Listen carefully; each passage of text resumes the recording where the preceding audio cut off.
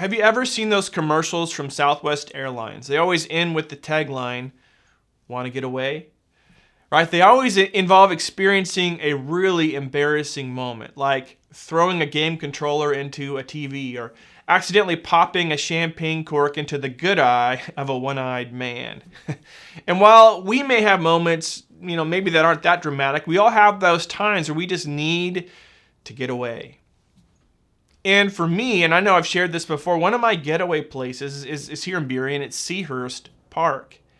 It's where I go when I just need to get some fresh air or when I'm processing something important and just kind of need space to think and pray. And there is just something about that park that feels, at least to me, it feels like coming home. Hey, do you have places like that? Places that you go when you need to get away? Where you can go when you need space to process or pray? And maybe, for you, it doesn't even need to be outside. Maybe it's a specific place in your home. Or it's the home of someone you're close to. It's the kind of place where all the outside voices are quiet. And you're just kind of able to slow down. One way I talk about Seahurst Park, among kind of some of the other parks around the Seattle area, which I just kind of claim is mine, okay? They don't belong to you, they're mine, so you can't have them.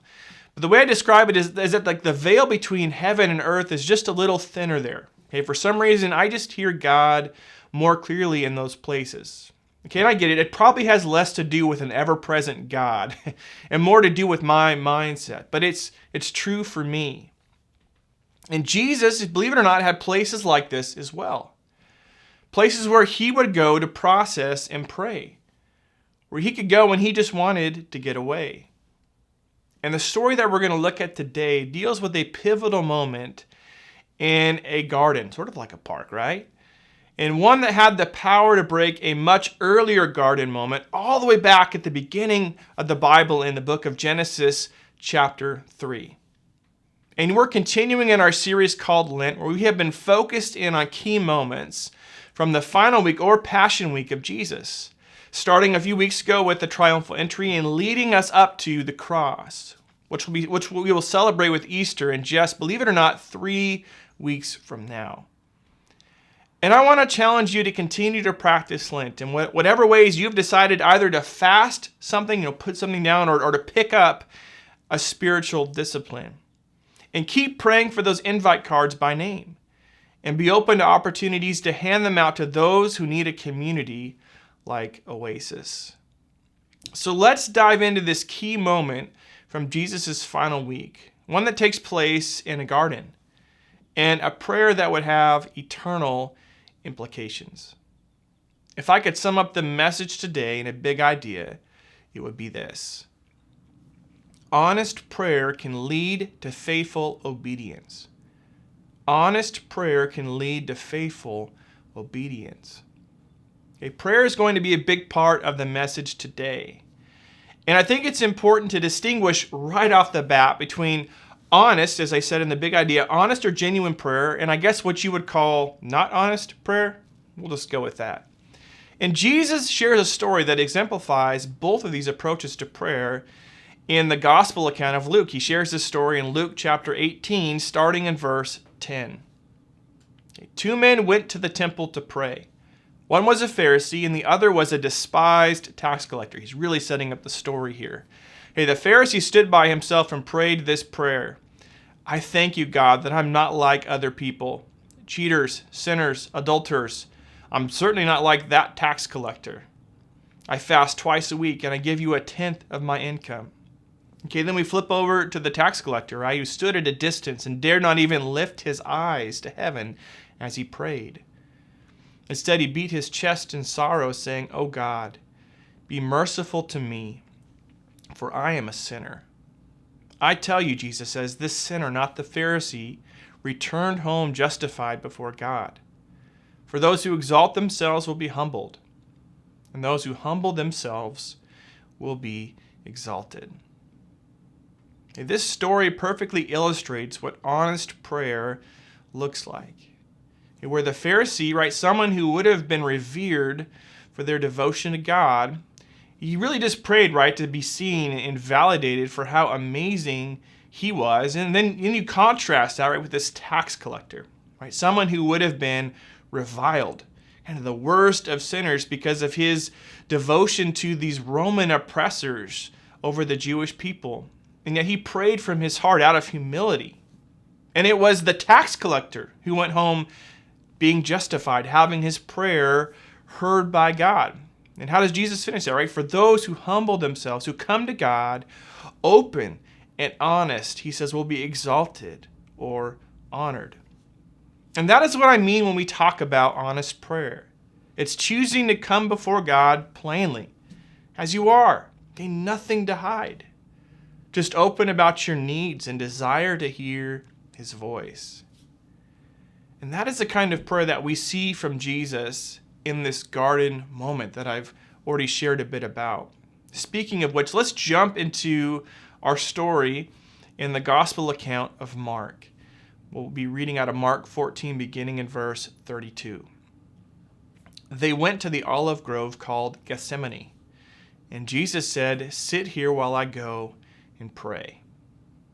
Okay, this olive grove called the Garden of Gethsemane was a frequent prayer spot for Jesus. And I've got some pictures here of my time in Israel in 2019 and getting to go to this garden. So it was kind of his Seahurst Park, a place where he could get away in order to process and pray. You think, well, why did Jesus need time to process and pray here? Well, this is directly after the Last Supper, and just an hour or so before Jesus will be arrested. Okay, this is the moment where everything is about to become real. Sort of like a parent on the way to the hospital with labor pains, right? There have been these 9 months of preparation, right? Slowly building, and now suddenly the time is here. And Jesus has spent 3.5 years of public ministry all building up to this moment, and now it's suddenly here. Let's keep reading, and we'll pick up here in Mark chapter 14, verse 33. Jesus took Peter, James, and John with him, and he became deeply troubled and distressed. He told them, "My soul is crushed with grief to the point of death. Stay here and keep watch with me." I mean, when you think about God, what words or images come to mind? And I'm not going to ask you because it's probably a lot, but I would imagine none of us would be drawn to what Jesus expresses here. You ever imagine God is crushed with grief or essentially overwhelmed, right? God shouldn't get overwhelmed, right? That's our job as humans. We've got enough of that already taken care of. But Jesus was God in the flesh. He wasn't removed from humanity. He took it on. And I love that Jesus wasn't afraid to show his grief and express that to those closest to him. I think too often leaders and parents, and frankly men in general, are told not to show their emotions. Okay, we're supposed to be strong for everyone else. Like, don't show your vulnerability. Well, Jesus was willing to buck that trend. Well, you think, why didn't he just hold back these feelings until he was alone, when he was away from Peter, James, and John? You see, this was a discipleship moment. Even though Jesus' teaching was done at this point, his willingness to model what it means to follow God was on full display. And his response in these moments would stick with his followers and would carry them through their moments of overwhelmedness. I don't know if that's a word, but maybe I just made that up. Who knows? So Jesus didn't hide what he was going through. Okay, he didn't need to shoulder the burden alone. And I can't help but come back to some of the why of home church. I think that's what we're seeing something here. Why are we Oasis Home Church? Because you and I aren't meant to shoulder the burdens of life alone. And there's no better place for that to happen than when we sit in circles, right, rather than rows, where we choose the intimacy of the living room over the big room. And I think of the words of the Apostle Paul in Galatians chapter 6, verse 2. Share each other's burdens, and in this way obey the law of Christ. We're called to share in each other's overwhelmedness. which doesn't really happen in large crowds or when we can only see the back of someone's head. It's really hard to read their emotions when all you can see is just the back. In home church, it's hard to hide what we're going through. And it's an amazing opportunity to share and to choose to be vulnerable when life is tough, to come alongside each other, to pray for each other, and choose to obey what Paul says here is the law of Christ. You say, well, what is that? It's a law of love, to love God and then as well to love others. So Jesus is vulnerable with his closest followers, okay? Not with everyone, which, again, that's important for us to note as well. Like, use discretion on who you're completely vulnerable with. But just as Jesus had those who he could share the burden with, so we need others as well. And let me just tell you, your home church is a great place to start. Let's keep reading, or I'm just going to keep preaching that point. Okay, we'll pick up the story here in Mark chapter 14, verse 35. He went on a little farther and fell to the ground. He prayed that, if it were possible, the awful hour awaiting him might pass him by. Abba, Father, he cried out, everything is possible for you. Please take this cup of suffering away from me. Yet I want your will to be done, not mine. In these words, the overwhelmness of Jesus is on full display. And I want us to really focus on this prayer recorded here in this passage. Now, you remember, honest prayer can lead to faithful obedience. And I would say there's no more honest prayer than what we see here from Jesus in these verses we just read. Right? As he falls to the ground, right? Just this overwhelmness. He cries out, Abba, or Daddy, Father, right? Everything is possible for you. Therefore, please come up with a plan B. Okay, that's maybe my translation of that. And though our situations are probably drastically different, I'm sure we've all had moments of prayer, honest prayer like that, right? Moments where life has kind of become overbearing.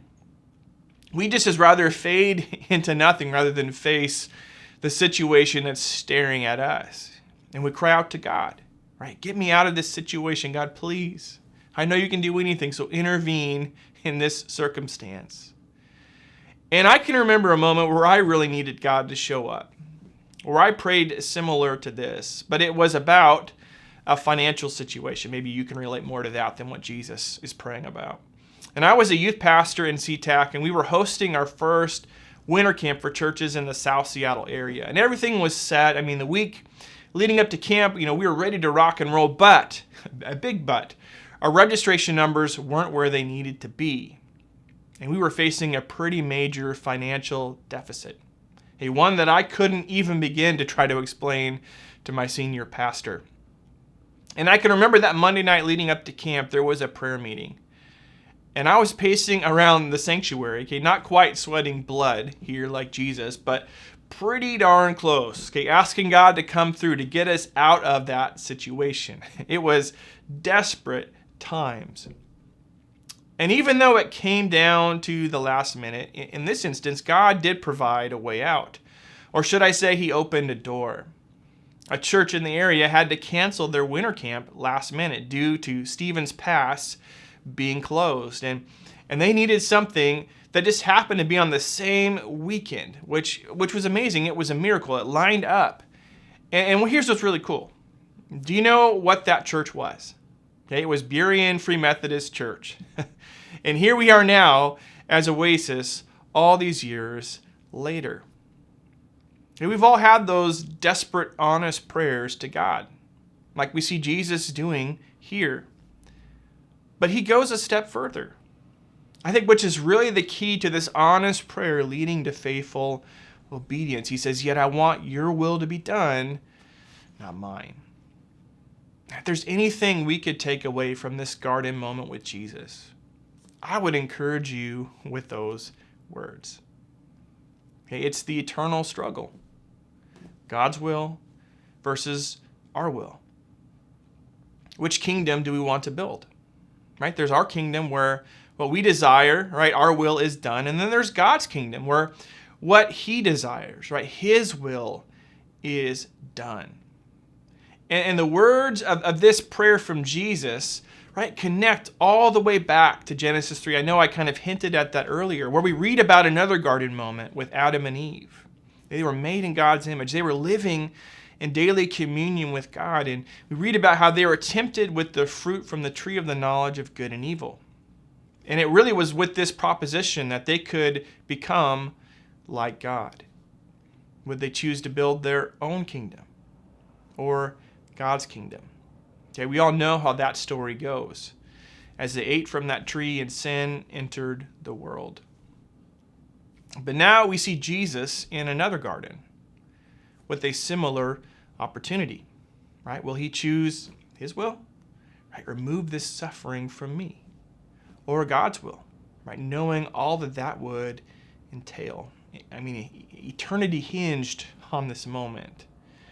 And I love how the Apostle Paul captures the gravity of what Jesus takes on in this honest prayer. You read this in the book of Romans, chapter 5, verses 18 and 19.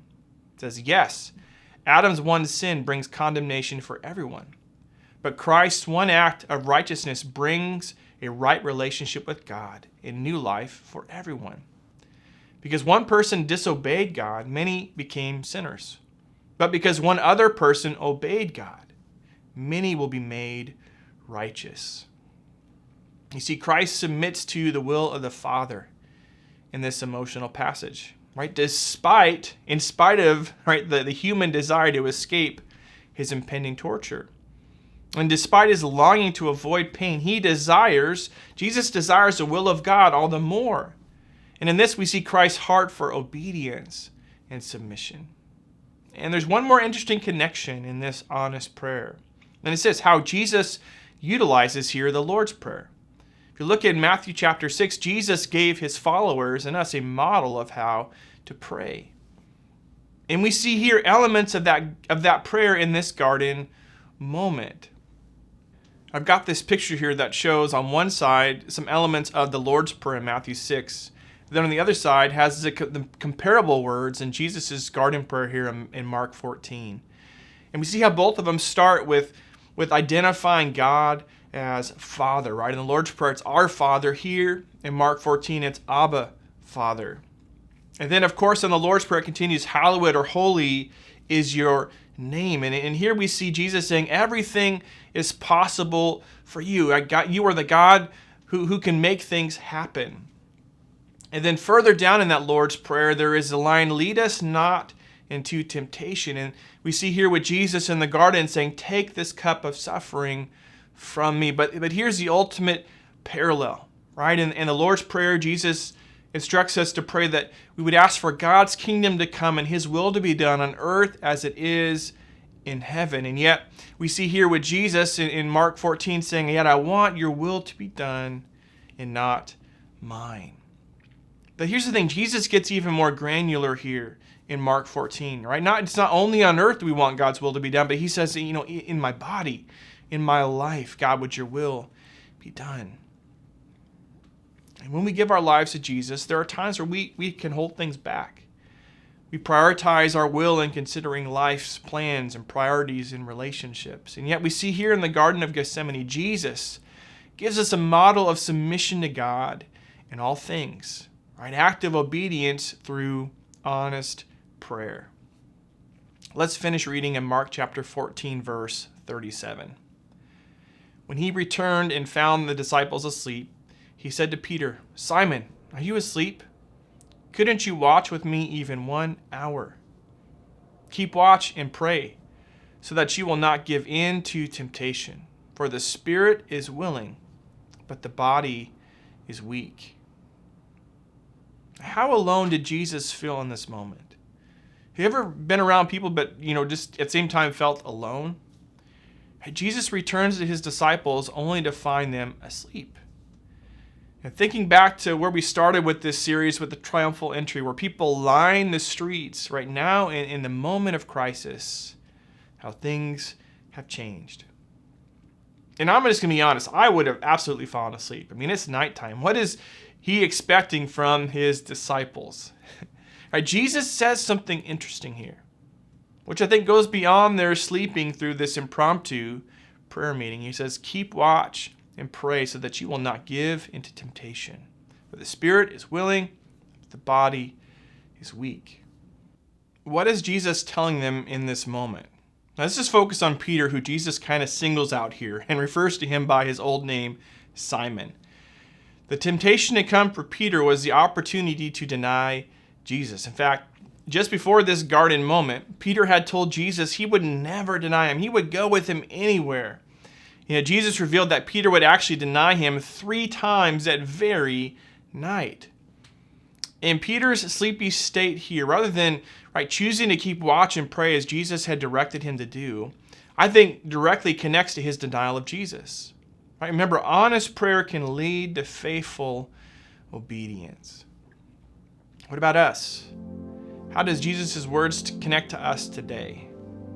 And I was thinking about this. Maybe it's true for you as well. But do you know when I make some of my worst decisions health-wise? Late at night, when I'm tired. In fact, in college, I was just thinking about this the other day. We would go for these late night runs to improve our health, like midnight jogs. The problem was we would run down the street to 7-Eleven and grab nachos. So it was kind of good and not good at the same time. Okay, when we're tired, we are limited in our ability to make right choices. Because I'm sure we've all had those moments where we've done something totally out of character because we were tired, we were run down. And Jesus' warning to his disciples was to keep watch and pray, meaning to be vigilant, to stay alert, and to pray. Why? Because our bodies are weak, right? They're fragile. For Peter in this moment, though his spirit was willing to go anywhere with Jesus, right? That's what he'd said earlier.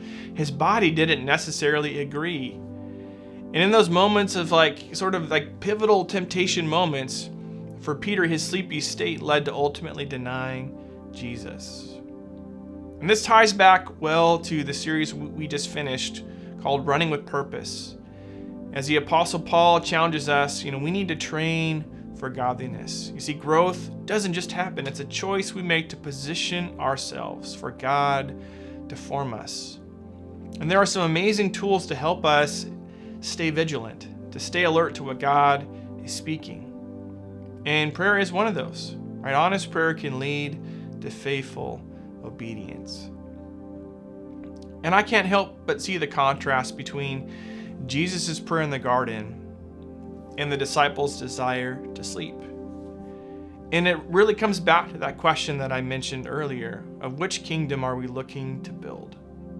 See, Jesus' honest prayer placed the focus on God's will, his kingdom as highest priority. And then to contrast that, we see the disciples that they were choosing comfort, right, and willing to engage in sort of the gravity of this moment, which is the end result when we choose to build our kingdom. And as I wrap up this message, I have just a few next steps for us. And the first is become a follower of Jesus. This passage gives us an amazing picture of what Jesus chose to endure on the cross. And it wasn't just the physical torment, it was the spiritual torment of taking on the sin of the world, including you and me. See, Jesus willingly did that, chose to take on that punishment of my sin so that I could be set free. And that freedom comes as we receive the gift of salvation that he has provided.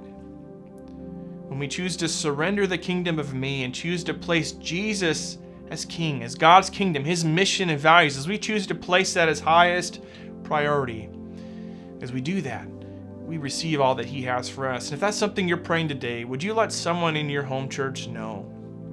We'd love to pray for you and help you take next steps in what it means to follow Jesus. Another next step is this: choose honest prayer. One way we can choose to build the kingdom of God, to stay awake as Jesus warned, is honest prayer. Choosing to come to God simply as we are, in humility. And sometimes that means we need to surrender things to him, maybe things we've prioritized above him. Right? We need to allow him to shape the way we live or think. Other times, though, maybe we need to pick up something that God is leading us to. And if we look at Jesus' prayer in the garden, and then it was one of the Lord's Prayer, right? We're given this model of honest prayer. And it begins with approaching God as Father, one who knows our needs intimately. And then to pray for his will to be done in our lives. And I think of another word from the Apostle Paul, and it's sort of an encouragement for us in Philippians chapter 2, verse 13. Here's what Paul said to that church. He says, "For God is working in you, giving you the desire and the power to do what pleases him." That God is at work in you. So continue to pray for the desire to do his will, and then the power to see it through. And the last next step for this whole series really has been practice Lent. Okay, speaking of honest prayer, I want to challenge us to continue praying for those 3 invite cards by name. Right, tie them to specific people you long to see connect at Oasis. And even look to invite them to Easter, right, which is just in 3 weeks. Let's be people who seek to build the kingdom of God and to see his will be done on earth, in our lives, in our bodies, as it is in heaven. God bless Oasis.